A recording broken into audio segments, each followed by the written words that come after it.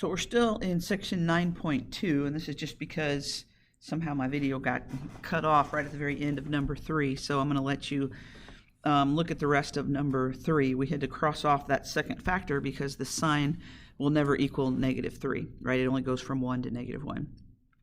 Okay, so we're ready for number 4. So in this situation, I only have 2 terms, so it's not trial and error, which means if I'm going to factor, it's either going to be difference of squares or it's going to be common factor. And hopefully you can tell in this case, I have a common factor of cosine that I can take out. So if I take out a cosine, I'm going to have cosine minus 1. So I still have 2 factors that I can set equal to 0. I set this one, so either cosine equals 0, or if I set this factor, then that would mean cosine equals 1. So when does cosine equal 0? Well, when the angle is pi over 2, or the other pi over 2 reference angle is 3 pi over 2. Or when does cosine equal 1? Well, the reference angle is 0. I can't use pi, which is a 0-degree reference angle, because cosine would be -1. But if I come back over to the right, I can use 2 pi. So in this case, I'm going to have 4 total solutions. Okay, look at number 5. It's ugly, but I still only have 2 terms, and in this case, I have a common factor of secant. So if I take out secant, I'm going to be left with square root of 3 cosecant minus 2. Okay, so again, set each factor equal to 0. So either secant equals 0 or cosecant equals positive 2 over square root of 3. Okay, so like we said earlier, these are not on my chart, so I need to think reciprocal. Well, the reciprocal of secant is cosine. So what's the reciprocal of 0? Well, think of it as like 0 over 1, right? If I flip it over, wouldn't that be 1 over 0, which is undefined? So think about your chart. When is cosine undefined? Never. Cosine's never undefined, which means from that factor, there are no solutions. Okay, let's go over to the other factor. Think reciprocal. Reciprocal of cosecant is sine. So the reciprocal of the right side would be square root of 3 over 2. So that means the reference angle is pi over 3. We have a positive, so first and second quadrant. So also 2 pi over 3. Okay, so in this case we have 2 solutions.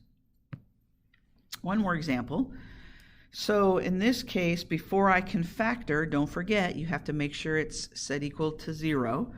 So I'm going to say tangent squared minus secant minus 1. So 3 terms, but I can't do trial and error because they are different, right? So,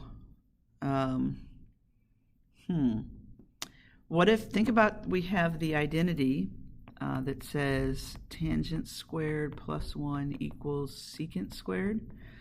So could I replace this tangent squared? Well, yeah. Think about subtracting 1. Would you agree that tangent squared equals secant squared minus 1? And you may think to yourself, well, when we were doing the proofs back in the last unit, I told you not to manipulate that identity. That's true. When you're doing a formal proof, you can't manipulate all of the identities. But this isn't a formal proof. I'm just trying to solve. So I need to use whatever means necessary to change this all to be the same trig function. So I'm going to replace that tangent squared with secant squared minus 1. I still have minus secant minus 1. So if I combine those like terms, I'm going to have secant squared minus secant minus 2. Now I have 3 terms, so I can do trial and error. It's going to have to be a plus and a minus. In order to get secant squared, it's going to be secant times secant. In order to get 2, It's going to be 2 times 1. Notice I have to make the minus go with the 2 so that I can, when I do my outer and inner, I'll get a negative secant in the middle. So that's going to work. So set each factor equal to 0. Either secant is negative 1 or secant is 2. Again, secant is not on my chart, so think reciprocal. So that means the cosine would have to equal, well, the reciprocal of negative 1, if you flip it over, is still negative 1. So when does cosine equal negative 1? Well, I know it's a 0 degree or a 0 radian reference angle, but in order for it to be negative 1, wouldn't it have to be over on the left side? So the reference angle over on the left side is pi. Okay, think reciprocal. Cosine would have to equal 1/2, which means the reference angle is pi over 3. And since it's a positive for cosine, I need first and fourth. So pi over 3 and 5 pi over 3. So in this case, I have a total of 3 solutions. Okay, so that's the rest of section 9.2.